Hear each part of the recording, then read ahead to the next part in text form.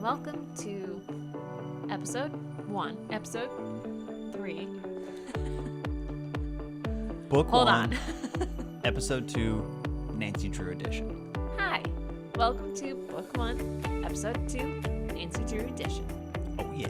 I haven't been doing episode numbers. We can, because this is episode 4. Maybe we should do that overall. So episode 4, you were right with the episodes. Episode 4, Book 1, Chapter 2, Nancy Drew. Ooh. So I'll get all the odd episodes, you'll get all the even episodes for our doing the heavy lifting, I think we could call it. Yep. All right, where do we end up? We ended up, first off, I'm going to make a correction in how I'm reading. Ooh. The name of the family is Topham. I've been saying it as PH, like an F. I'm going to say it as PH as in top ham. Not as Top ham. blatant as that, Best, but the best ham. going forward, if anyone else was irritated with how I was saying the name, apologies, we're working on it. Anyone else? Just you, maybe? Just me, myself. I was and on board because I can't see the words. All right, Topham family. Topham family. That's hard for me to say. Topham? Just like any other Topham. weird town in Massachusetts. Okay. Drop the H Topham. and then change the A to U. While editing the last episode, I Googled that word. A very handsome man plays him in the movie. Oh. Handsome older gentleman. Just put that out there. I Fancy learned that. Jump on Google. All right, so jumping in, what happened last week? There was a nice old man Mm-hmm. who was taken in, Mm-hmm. made a will, Mm-hmm. and we think there is a second will that's unfound. Yep. Because the family that took him in, the Tophams. The Tophams. The Tophams took him in, and they're not nice people. And Nancy's going to find the bottom of it. Nancy is going to blow this case out of the water. Let's go. Let's find out what All she right. does. Chapter 2, you ready? I'm so ready. A chance meeting. Oh, they got chapter names? Mine isn't chapter names. Oh, yeah, there's chapter names. You ready for this? I'm ready. I'm readjusting so I'm in a better position to learn. All right. Don't forget your luncheon engagement with Mr. Rolstead, Nancy Drew reminded her father the next morning at the breakfast table. She has not let that go. I like it. Okay. I'll telephone him first thing after I reach my office, Carson Drew promised. But again, I warn you not to anticipate startling news. No startling news. No startling news. Can you anticipate startling news? That would make it not startling. So that's just always true. I'm not going to overanalyze. I'm stopping. Go. I won't, Father, Nancy laughed. But if I should happen to learn something which has a bearing on the missing will, I won't be exactly disappointed. Got it. That's a lot of negatives back and forth. What are your plans for the day, Nancy? Oh, nothing special. I thought I would do a little shopping this morning. And I am invited to a party one of the girls is giving in the afternoon. That's a cool day. Then you are too busy to take luncheon with me. Oh, that was a setup, I think. Oh, Father, you know I've just been dying for an invitation, Nancy declared, her eyes dancing. I'm so anxious to learn something about that will. Come she on, was Nan. waiting for that. Let her go to the luncheon. Shopping, go to a luncheon about a will. Shopping, go to a luncheon about it. What would you choose? Always luncheon. All right. If you have time, drop in at my office about 12:30. Mr. Rolstead may not accept my invitation, but if he does, we'll try and find out something about Josiah Crowley. Of course, I don't need to warn you not to appear too eager for information. Oh, no, bud. Oh, no. I'll let you do all the talking, Nancy told him. I'll just keep my ears open. I don't think she can do that physically, based on what I know about her. I don't think so either. I'll look for you at 12:30 then. Mr. Drew pushed back his chair and glanced at his watch. I must hurry now or I'll be late getting downtown. Downtown. After her father left, Nancy Drew finished her breakfast and then went to the kitchen to consult with Hannah, the maid, concerning the work of the day. Although only 16, Nancy was unusually capable, and under her skillful direction, everything ran smoothly in the Drew household. So Nancy has become sort of the quote-unquote woman of the house. of that era. The 30s, you like the woman ran the house to an extent, the help, the whatever, when you're wealthy. Does that make sense? Correct. And from what I know, Hannah is a big help. Hannah is very much like Alice in the Brady Bunch. Like, she's a maid, but she's very much part of the family. I don't want to bum you out, but I've never watched a Brady Bunch, even 1 second of it. Oh, no. Okay. Is that our next series? We have, that needs to get added to the list. All right. Brady Bunch is on the watch. list. I'm sorry Brady for that. Bunch, for all of you that don't know, he has never seen Tangled, which might not be alarming to some of you. Stuff. But I'm a sheltered child. It's been on my to-do list to enlighten him since I refer to the chameleon all the time. Well. All right. Ready for more? Yeah. This is a decent chapter too. So buckle up. I might not interrupt as much this time. I'll try and just listen a little bit. Okay. On the death of her mother 6 year before, not 6 years, 6 year before, she had taken over the entire management of the establishment. The Drews employed one servant, Hannah Gruen, an elderly maid of all work who had been with them for many years. Okay, so Hannah's great. Hannah's great. Yep. The responsibility of the household might have weighed heavily upon Nancy, but she was the type of girl who was capable of accomplishing a great many things in a comparatively short length of time. She enjoyed sports of all kinds, and she found time for clubs and parties. So she's like all around. Nancy sounds great. Or maybe a little overbearing. A little overbearing. Overachieving. But in school, Nancy had been very popular and she boasted many friends. People declared that she had a way of taking life very seriously without impressing one as being the least bit serious herself. So she's just kind of the best? She's the best. Wow. And she solves mysteries. She does all the sports. She has the household under control and a lot of friends and goes to parties. Pretty much a social version of Veronica Mars. Okay. Good for her. Like, Veronica Mars was very antisocial and kind of in her own groove. Nancy Drew was like the golden boy of... Golden girl, possibly. Golden girl. Right. 4 of them? Yes. But older. We'll Younger. meet her friends later, too. I know that there's other friends. All right. While at school, Nancy had made one particular chum, Helen Corning, of whom we shall hear more later. Oh, good. She had also made 2 enemies, the Topham sisters. Shocked. Once she had caught Ada in wrongdoing in class, and both sisters had placed the blame on Nancy. But Helen and the 2 others had come to Nancy's rescue. Since that time, Ada and Isabel had been more hateful to Nancy than ever. Oh, hateful is very strong.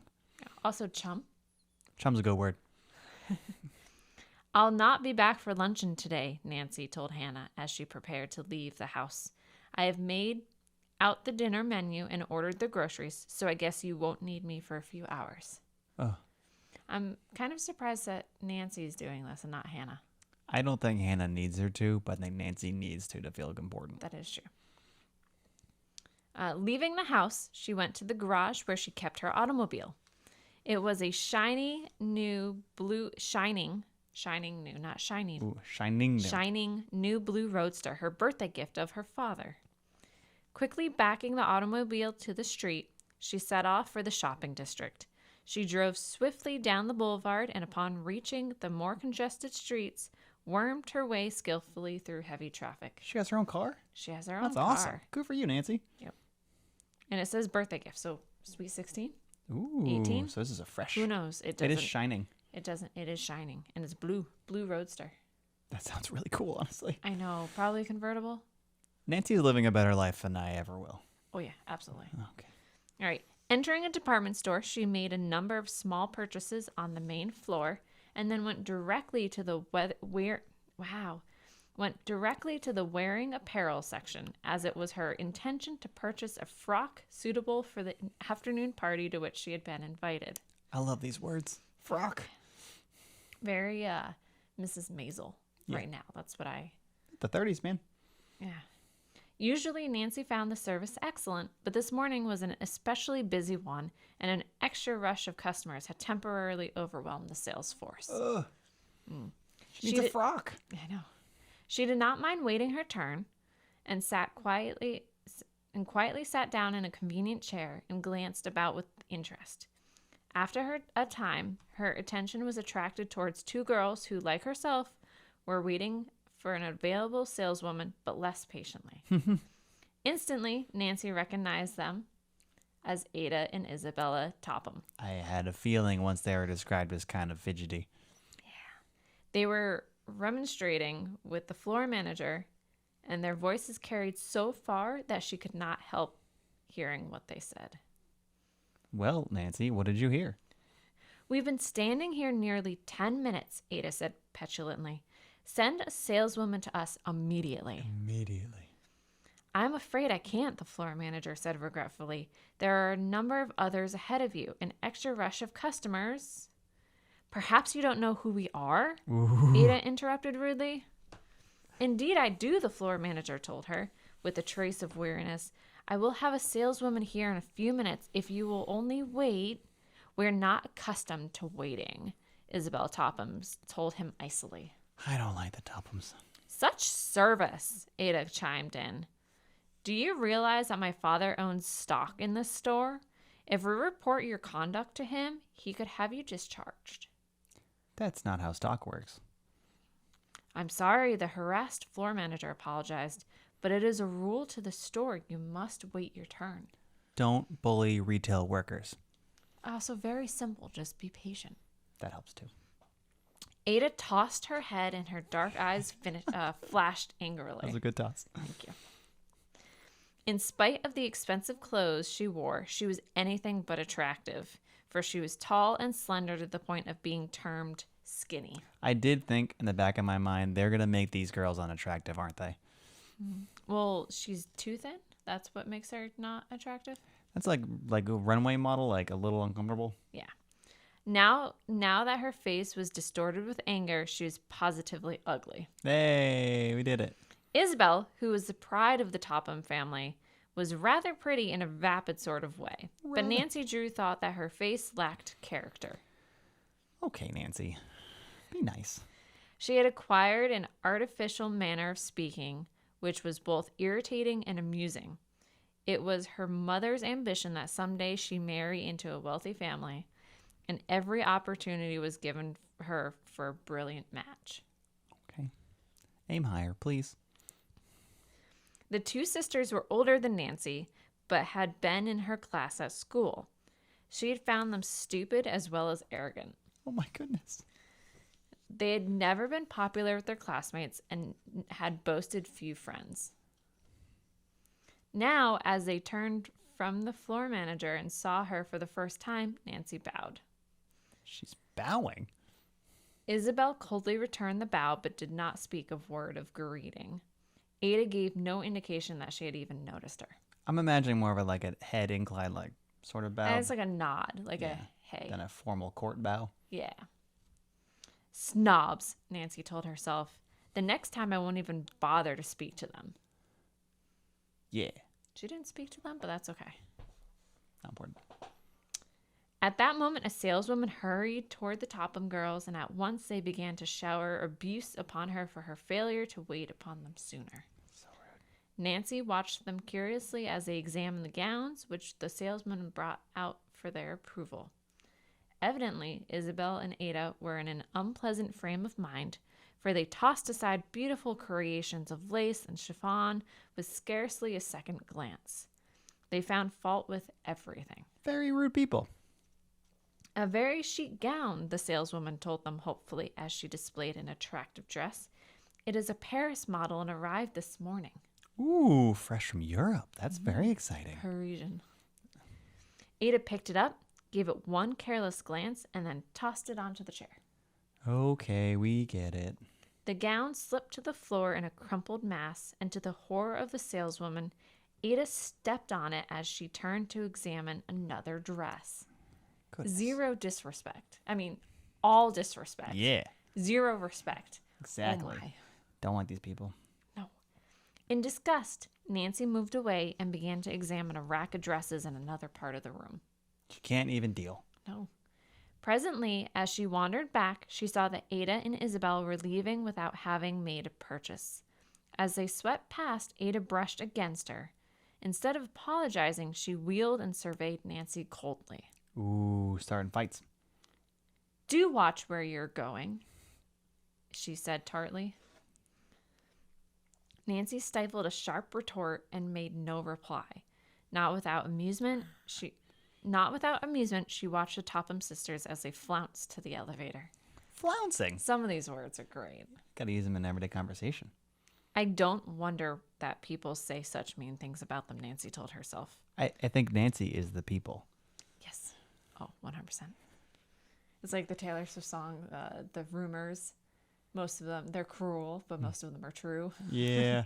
I think that's very accurate. I'm gonna make sure the screen stays on here, guys.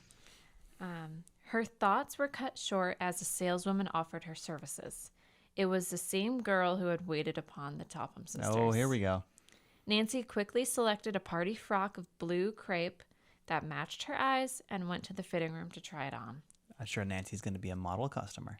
It's a real pleasure to serve you, Miss Drew, the saleswoman assured her when they were alone. But how I dread to see the Topham sisters come into the store. They are so unreasonable. They are. Ada and Isabel aren't very popular, Nancy agreed. They seem to think their word is law. The saleswoman sighed. So she said disagreeable, and Nancy added on, yeah, no one likes them. Yep. Okay. And I'm afraid it will be if they get all of Josiah Crowley's money. She lowered her voice. The estate hasn't been settled, but they're counting on the fortune already. Ooh. I heard Miss Ada say to her sister, "Oh, I guess we'll get all of Crowley's fortune as soon as the lawyers stop squabbling." What a crazy thing to just say out loud. But it's just my opinion the Tophams are mightily worried for fear somebody will show up with a later will, which may do them out of most of it. Let's hope someone has a later will. So this is all from The saleswoman? the saleswoman. Ooh, a witness. Yeah. Something like that. Helper. Yeah. But just someone else having the idea that there's a later will. Nancy was far too wise to engage in gossip with the saleswoman, for she could not tell how far anything she might say could be carried or would be carried. Yeah, the saleswoman just had somebody else. But she was interested in the information.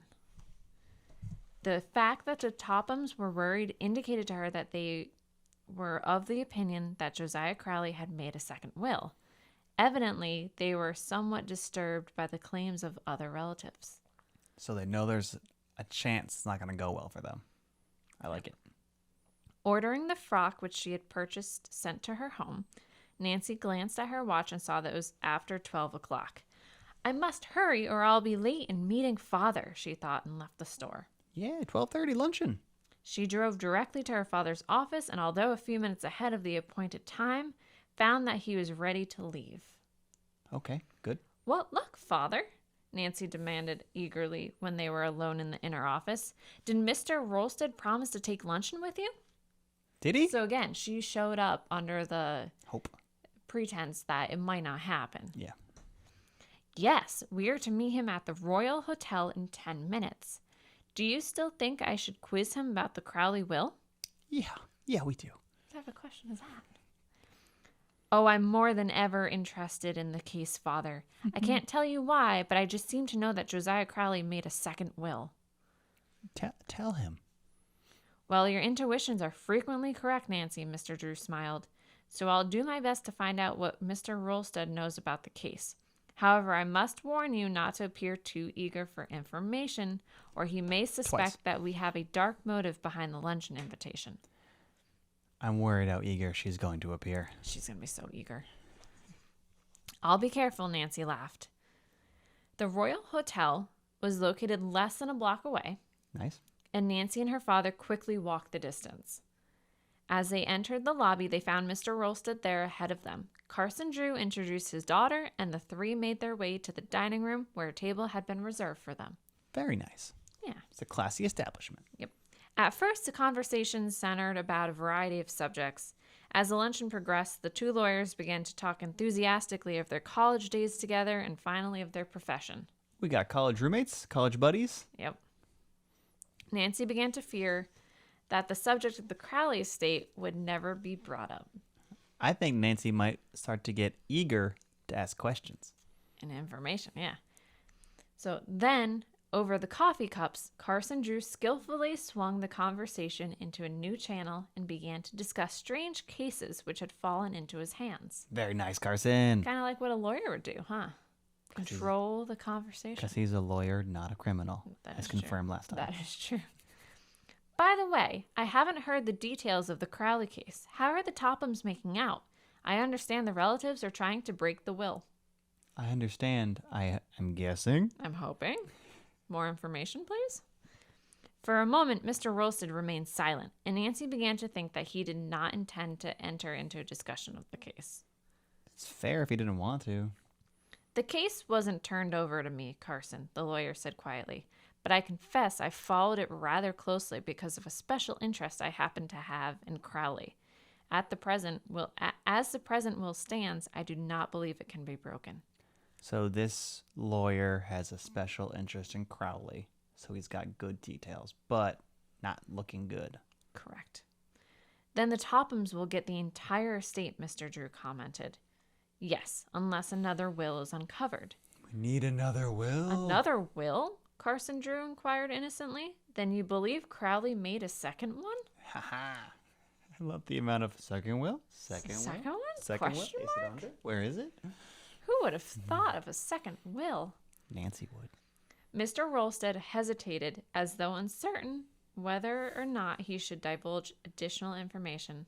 Divulge, please. And then with a quick glance about, lowered his voice. Yes. Of course. I wouldn't want this to get out, he began doubtfully. You may trust Nancy not to repeat, Mr. Drew observed, guessing what was in the lawyer's mind. Mm-hmm. I found that out by experience. And Carson Drew smiled upon his daughter. So Nancy is like a vault. She's locked Nancy is down. Trustworthy. I like it. She's smart, opinionated, trustworthy. Does she have any negative qualities? Will we find them out later? in the Not book? yet. Oh, cool. Sometimes she's too eager for information. I've noticed based on her dad trying to stop her from being eager. All right, so here we go. Then I will say this much. It would not surprise me if another will should come to light. The Tophams treated Crowley most unkindly after he made his will in their favor. About a year ago, Crowley came to my office and told me that he wanted to draw up a new will. He indicated that he intended to cut the Tophams off without a cent. He expressed a desire to write the will himself and asked me a number of questions. I told him exactly how to proceed. When he left my office, he promised that he would have me look over the document when he had drawn it up. Okay, this is a good breadcrumb. Then you actually saw the will? Mr. Drew asked in surprise. What do you think? I think no. No, strange to say, Nailed it. Crowley never came back. I don't know whether he drew up the will or not. Oh, man. And if he did, there would be an excellent chance that it would not be legal, I suppose. We need a legal will. Yes. Yes, it's a real trick to draw up a will that cannot be broken, but Josiah Crowley was a very careful man. So Josiah Crowley is careful about wills. So we're hoping that even though he didn't go back to Mr. Rolstead with the second will, that he did draft up a second will. So we use Rolstead as like a intermediary, helpful kind of thing, and then when someone else to finish it. Correct. Is our hope. Yeah. Still, if he left even a loophole, the Tophams would drag the matter into court. Yeah. Yes, it is a foregone conclusion that the Tophams will keep the fortune whether they have a right to it or not. They have the advantage of money, you know. I believe the other relatives have filed a claim, but they have no proof a second will exists, and without money, We they need cannot proof. hope to fight the Tophams. We need proof and we need money. While her father and Mr. Rolstead discussed the case, Nancy Drew remained silent. Oh, she's being good. She's staying silent and thinking. But not a word of what she said escaped her. Although she gave no indications of her feelings, the information excited her. She's ready to go. She smells a case. She always smells the case, I think. That is true. After a time, Mr. Drew paid the luncheon check, and the three rose and left the dining room. Mr. Rolstead took leave of them in the lobby. Well, Nancy, did you find out what you wanted to know? Carson Drew inquired after the lawyer had disappeared. Oh, Father, it's just as I suspected. Mr. Crowley did make a second will. Nancy knows. You mustn't jump hastily at conclusions, Mr. Drew warned her. It's possible that Crowley never drew up the will at all, or if he did, he may have destroyed it. He could have, or someone else destroyed it. That's possible, of course, but he had no love for the Tophams, and I have a feeling he hid the will someplace. Oh, if only I could find it. We have to find the will. We have to find the will. Keep in mind, this book is called The Secret of the Old Clock. I like that there's going to be an old clock. It would be as easy as looking for a needle in a haystack, Mr. Drew replied. If I were you, I would forget about the case, Nancy. Don't do that, Nancy. How many times have you wanted something and had your parents tell you to forget about it, and then you actually listened? Like a couple, probably, but not often. Not often. I can't forget about it until I've at least made an attempt to find out what became of that will, Nancy insisted stubbornly. Yeah, let Nancy go. She's a detective. All right. Dig into the mystery if you like, but I'm afraid you've set yourself an impossible task. What a pushover. I love it. I don't see how you hope to discover what became of the will when you haven't even a clue. Detective word. I'll find a way, Nancy laughed. Give me time and I'll surprise you. That I believe. Yes. But after she had said goodbye to her father and was slowly driving towards home, doubt assailed her. No, Nancy, be confident. She knew that the odds were against her. Although she was determined to find out what had become of the Crowley will, she was at a loss to know how to begin. As her father had reminded her, she did not have a single clue. She didn't have clues. She has some clues. I think she can pull it together. But not where to start. Yeah, well, I believe in Nancy. Where there's a will, there's a way.